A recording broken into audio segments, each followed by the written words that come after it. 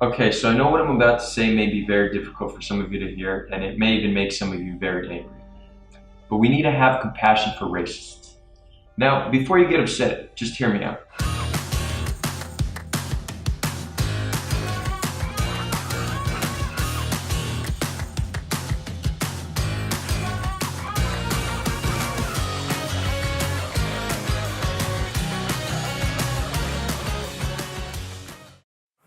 I was a pretty big troublemaker all throughout school, especially in high school. I was constantly getting in trouble, constantly getting suspended.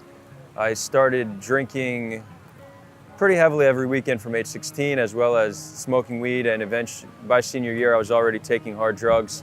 They didn't even let me walk at my own graduation. I barely graduated high school.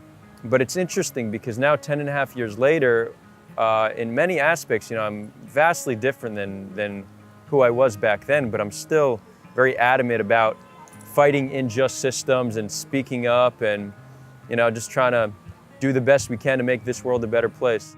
I would say it was actually in my service when I began to have a transformation that would allow me to have the perspective I have today. It happened while I was guarding on base. Guarding isn't fun, it's boring, you need to stand there for hours. So I was looking for something to do. So I was reading a poster on the wall that showed different Hamas training techniques, and there was one picture there in particular that caught my attention. It was a Hamas soldier crawling through sand. And I was crawling through sand that same day, and I looked at him and I saw myself. I saw myself in my sworn enemy. And I started asking myself these questions. I asked myself, if I were to be born in Gaza, could that be me or a loved one? Is the biggest difference between us just the side of a border we were born on? Does his family view him as a hero and me as a terrorist? Can it be? We're at Rabin Square, who was killed for his peace efforts. So I would say this is a pretty monumental place in Tel Aviv. And many people consider that to be the point where the peace process died. And it's really a shame, Who knows where we would be today if he wasn't assassinated? Maybe we'd be in no better situation, but we really can't tell. But it really gets us thinking that we missed out on a rare opportunity to solve a century-old conflict. But we need to stay hopeful, we need to stay optimistic, we need to keep working. We can't often people let bad things like this or like terror attacks, they see it as a sign, or failed peace agreements, they see it as a sign that peace cannot be attained.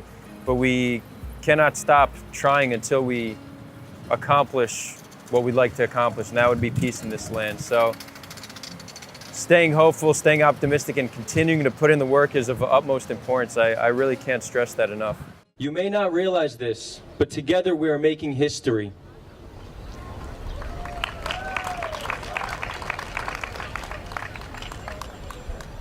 This is only just the beginning. We're going to keep growing these negotiations. We're going to grow it until hundreds of thousands, even millions of Israelis and Palestinians are rallied side by side behind a unified resolution. This may seem like a distant dream, but it's not. When the people of Israel and Palestine unite, there is nothing that we cannot accomplish. When the people of Israel and Palestine unite, peace will reign upon this beautiful land. Thank you all so much. This is only just beginning. We cannot do it without you. My urge to start speaking was during the 2014 Gaza war, because my Facebook was just filled with people just showing one very specific narrative. And of course, my friends in Israel were showing the Israeli narrative. It was Israel under attack. But I also have some Muslim friends, and they were sharing something different. They were saying Gaza under attack. I saw not a single person say Gaza and Israel under attack, let's stop this. And it was so clear that people feel the need to pick a side. But when it comes to human life, we should be on everybody's side. Are live. We're here at Rabin Square for our biggest public negotiation to date. We're estimating close to 2,000 people here. A lot of people don't want to get involved because they feel like they're not influential enough. Like there's nothing they could do to impact others, to anything they can do to change the nature of the conflict.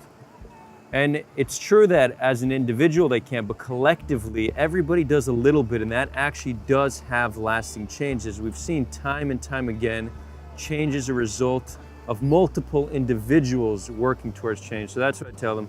Do not underestimate your power to be an agent of change.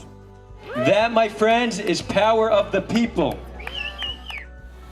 My name is Adar Weinreb, and I am Tel Aviv.